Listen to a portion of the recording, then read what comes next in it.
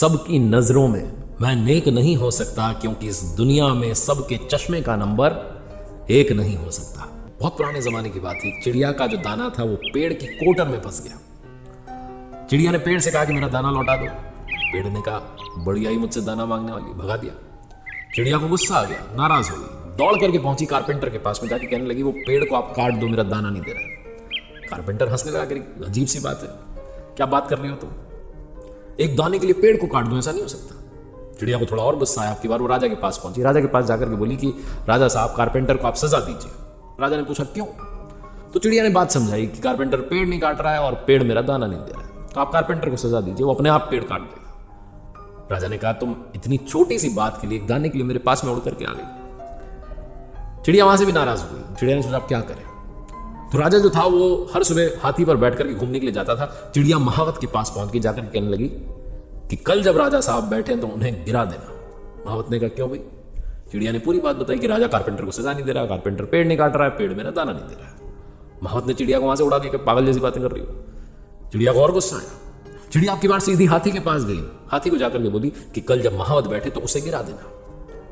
हाथी ने पूछा भैया क्यों? तो चिड़िया ने पूरी बात बताई कि महावत जो है वो राजा को नहीं गिरा रहा है, राजा कारपेंटर को सजा नहीं दे रहा है, कारपेंटर पेड़ नहीं काट रहा है, पेड़ मेरा दाना नहीं दे रहा है।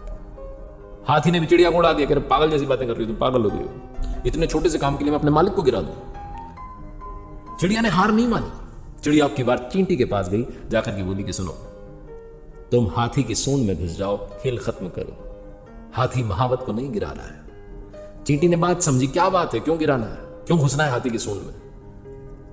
तो चिड़िया ने पूरा दुख सुना दिया, शुरू से लेकर अंत तक कि पेड़ दाना नहीं दे रहा, कारपेंटर पेड़ नहीं काट रहा, पूरी बात समझा दी। चींटी ने कहा तुम्हारे इतने से काम के लिए मैं हाथी की सूंड में नहीं घुसूंगी।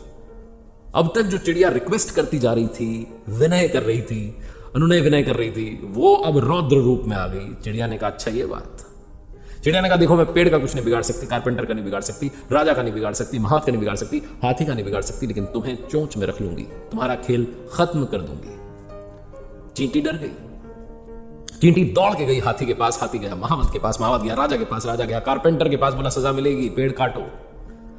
कारपेंटर भागा पेड़ के पास काटने के लिए। पेड़ ने देखा कि कारपेंटर आ रहा है, पेड़ काट देगा। पेड़ ने कहा अभी लौटाता हूं दाना। छोटी सी कहानी, लेकिन सिखाती है कि कभी भी अपनी ताकत को कम मत आंकना। बहुत सारे लोगों को लगता है कि मेरे पास तो है ही क्या, मैं तो कमजोर हूं, मुझसे होगा ही क्या। इस दुनिया में याद रखिए अपनी लड़ाई स्वयं लड़नी पड़ती है। अगर आपको लगता है कि आप कमजोर हैं, आपके पास ताकत नहीं है, तो दिमाग लगाइए, कड़ी से कड़ी जोड़ना शुरू कीजिए। कहीं ना कहीं दिमाग आपको वहां तक लेकर के जाएगा जहां सोल्यूशन छिपा हुआ है।